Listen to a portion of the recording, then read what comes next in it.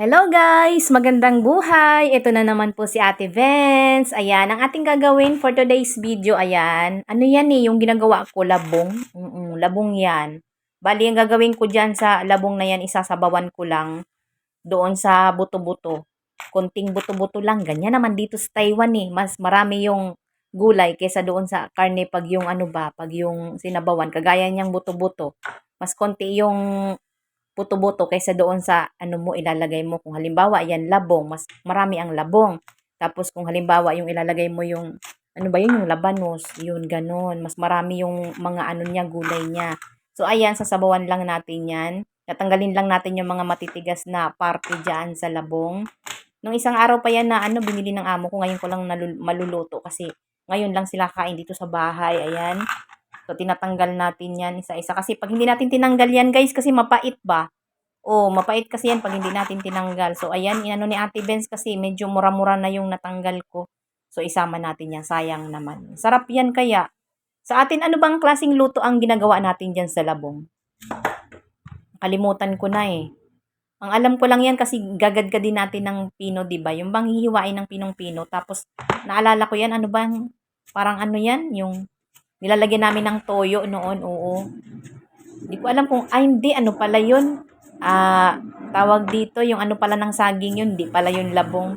Wala akong matandaan na luto ng labong sa atin. Ano nga pa, comment nga dyan guys kung anong klase pa ng luto ang ginagawa natin dyan sa labong. Dito kasi lang yan, sinabawan lang. Ngayon, kuha tayo ng kasirolang medyo malaki. Kasi sasabawan natin.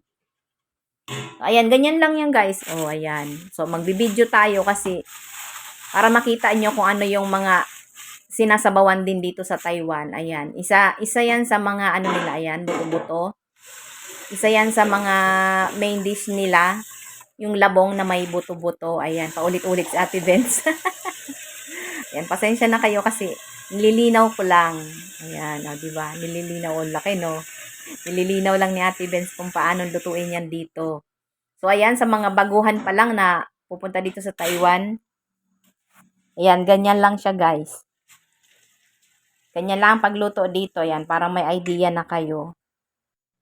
Tapos, isasabay na natin yan doon sa sa pagpapakulo doon sa buto-buto. Kasi nga, iyan ay matigas, diba? So, kailangan natin yan na isasabay doon sa sa ating karne.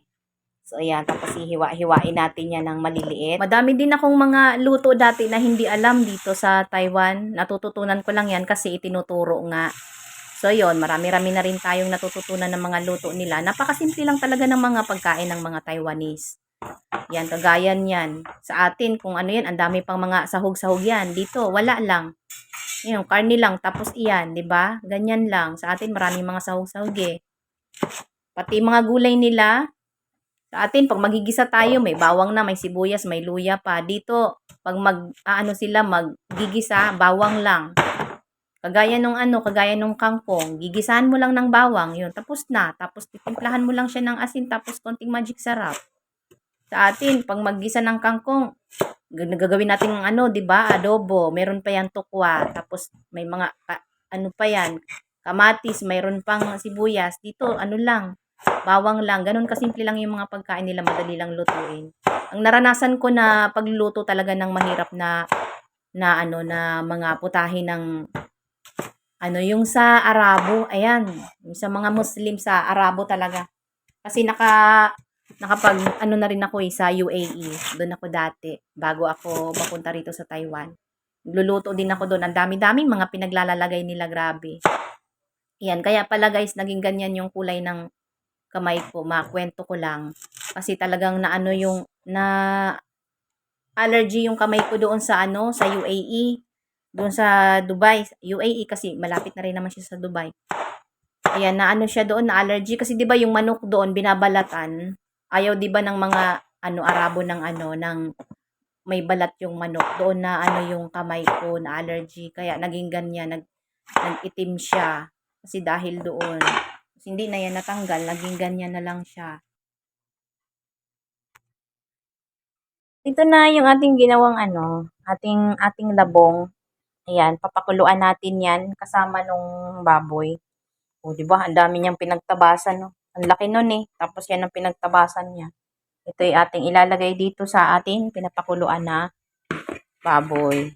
Ayan. Mas marami yung labong kesa sa pork ribs. So, ilalagay na natin yan. Sasabay na natin yan sa pagpapakulo, guys. Kasi matigas ang labong. So, isasabay natin yan sa pork ribs. Yan. Tapos, titimplahan lang natin yan ng asin at saka konting, magic sarap yun. So, ganyan lang yung, sinabawang labong dito sa Taiwan. Yan. Ganyan lang siya, guys. Yan. Hayaan ko lang muna siyang kumulo. Tapos, pagkakulo, tatanggalin ko yung parang mga bula-bula. Tapos, saka ko siya titimplahan.